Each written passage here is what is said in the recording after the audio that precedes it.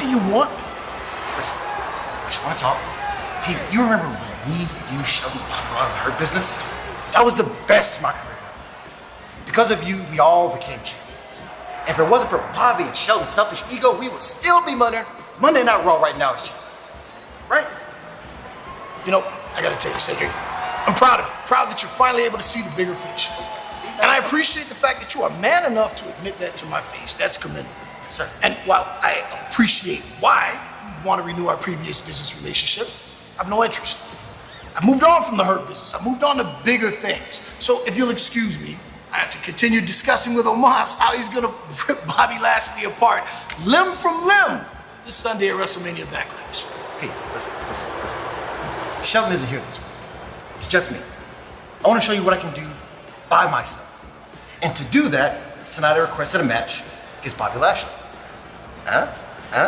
Okay, now you got my attention. Now we're talking, Okay, right? how about this? You handle your business with the Almighty tonight. And I give you my word that me and the Colossus will be watching. Yes, sir. See, that's all I wanted. It's an opportunity for you to watch. Time for you to go. So, let's hold by. Salute wrestling friends and welcome to the Figure 4 TV. Hit that like button because today we're going to talk about Cedric Alexander being released, and is this good or bad for WWE?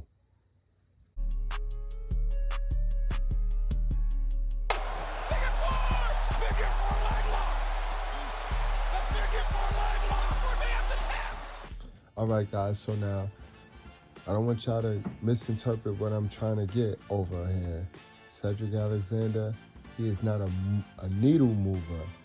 But if you're not paying attention, AEW is alive, guys. AEW is alive. And now if Cedric Alexander go over there and link up with his old buddies, the Hurt Syndicate, WWE is in trouble.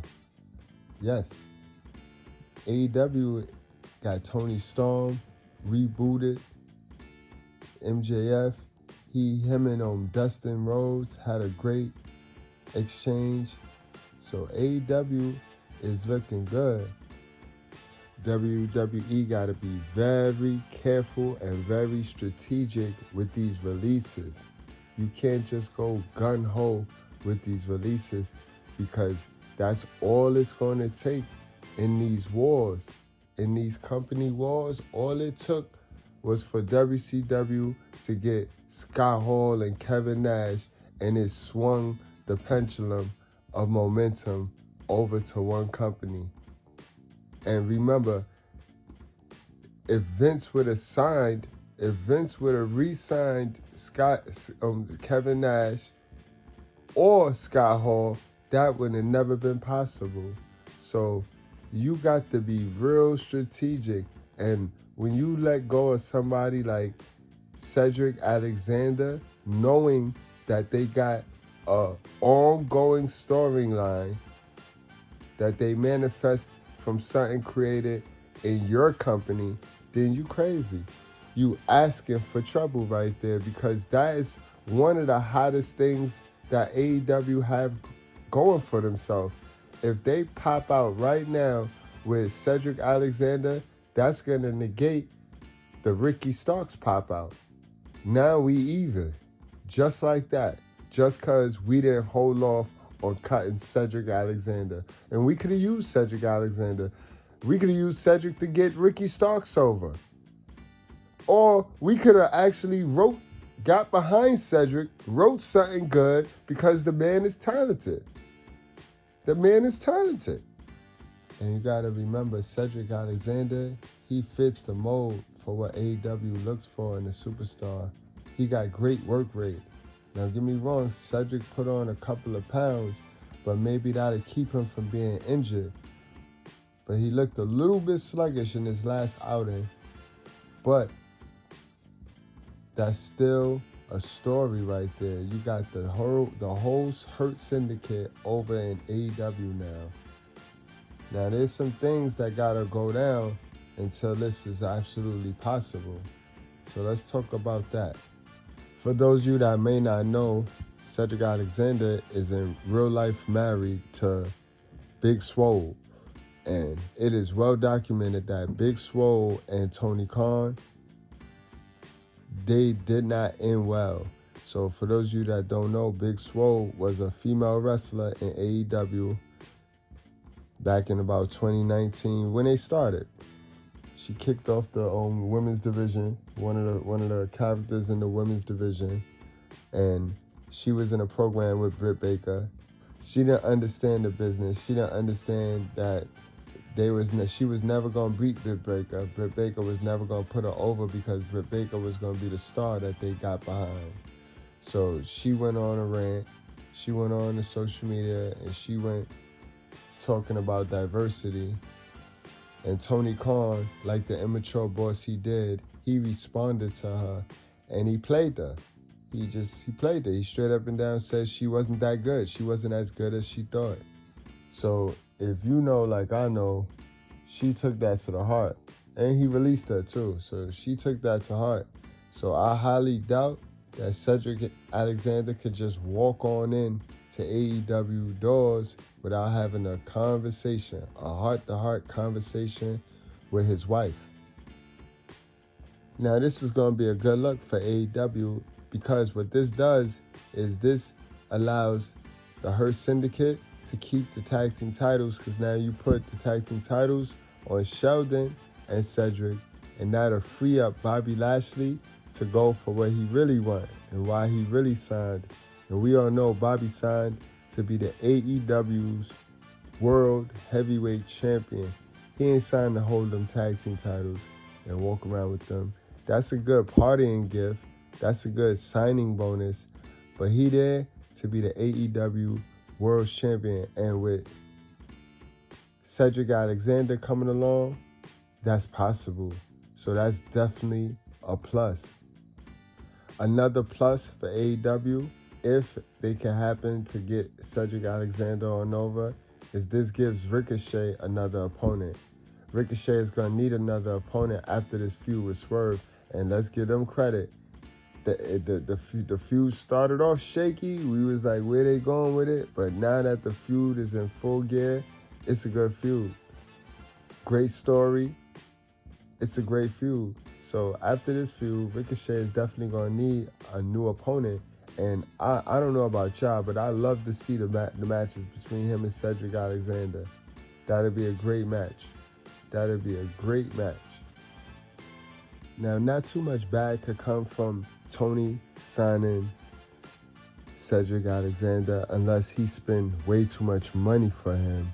But what I want you guys to pay attention to is I want you to pay attention to how well Cedric Alexander mesh with the new Hurt Syndicate. Because Cedric Alexander, he could potentially be the fall guy too. Now Shelton goes from being the guy that gotta lose, and that becomes Cedric Alexander's role because they can't win everything. Every now and then, Hurt Syndicate is gonna have to take an L. And with Cedric coming on board, Cedric is definitely gonna be that designated take the L guy. Now that's one thing about it if he do go to AEW.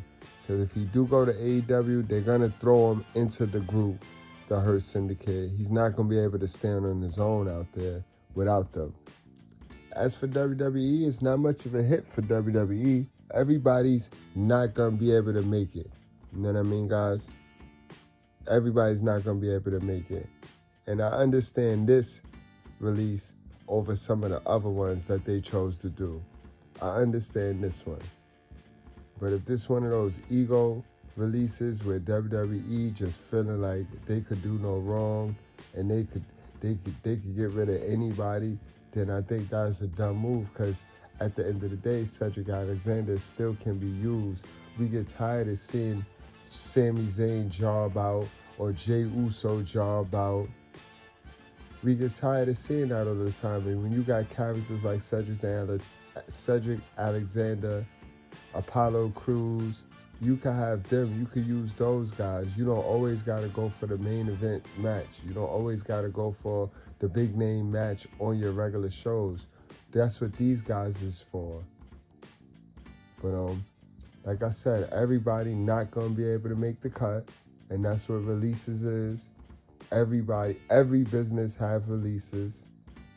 So you guys, let me know what y'all think about Cedric Alexander joining the Hurt Syndicate over at AEW.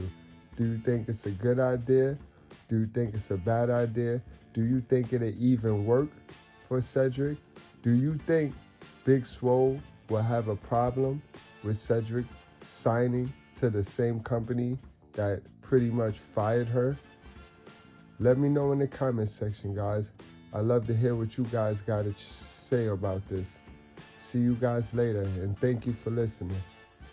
I'm gonna spare you the condolences on you and Ricochet losing to me and Lashley earlier. But I do have some questions. Questions? Yeah, I do, man. What questions do you have? Well, before I get to that, I just want you to know that it takes a lot of heart to stand up to me and Lashley. And you've got that plus. I'm impressed by that. As a matter of fact, I'm gonna tell you the truth, I've always been impressed by you. Which is why I don't understand why you're holding yourself back. I've seen this before. My question is this: why is it that someone with your talent, your ability, your skill set, content being Ricochet's sidekick? P, I see what you're trying to do. I'm not having it. I see it a mile away. All you're trying to do is divide and conquer, okay? And I ain't trying to hear it, all right? Just... Okay, all right. So let's just say you and Ricochet are equal partners. That would explain why Ricochet has a new WWE 365 documentary on the WWE Network, and you don't.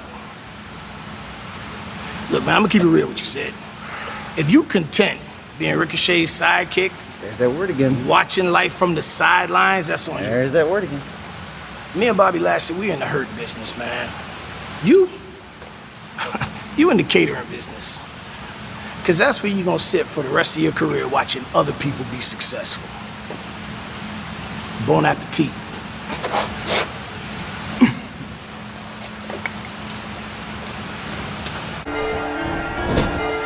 This is a wreck. He's moving like an uncaged animal. No lie, he's wild in there.